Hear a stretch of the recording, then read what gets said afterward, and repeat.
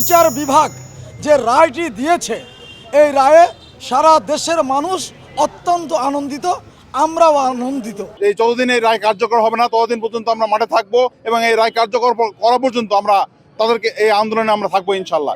আমরা এই রায়ের কার্যকারিতা কার্যকর হওয়া দেখতে চাই এবং সেই সঙ্গে তার যারা দোষর ছিল, স্থানীয় পর্যায়ে হোক, ইউনিয়ন পর্যায়ে হোক, গ্রাম পর্যায়ে হোক, তারা যারা সকল দোষীদের আমরা শাস্তির আওতায় আনুক, এটা আমরা চাই। যে জঘন্যতম কাজগুলো করছে তাতে তার মৃত্যুদণ্ড শ্রেয় ছিল এবং আশানুর ফল রেজাল্ট হয়েছে, ওইটাই তার প্রাপ্য ছিল। স্বৈরাচারী সরকারকে দেশে নিয়ে এসে তাকে উপযুক্ত শাস্তি যে মৃত্যুদণ্ড সেটা কার্যকর করার জন্য আমি সরকার প্রধানকে অনুরোধ করব যেন জনগণের সম্মুখে তার এই রায়টা বাস্তবায়ন করে। এ রায়ে আমি ব্যক্তিগতভাবে সন্তুষ্ট নই, কারণ ভারত যে পররাষ্ট্র নীতিতে তাকে যদি বাংলাদেশে ফেরত না দেয় তাহলে আমাদের এই রায় সম্পূর্ণই বৃথা যাবে। যেভাবে হোক শেখ হাসিনাকে বাংলাদেশের মাটিতে এনে তার ফাঁসির আওতায় নিয়ে আসার পর এই দেশের মানুষ শান্তি পাবে, আবু সাইদ মুগ্ধ শান্তি পাবে, আমাদের যারা মৃত্যুবরণ করছে তাদের পরিবার শান্তি পাবে।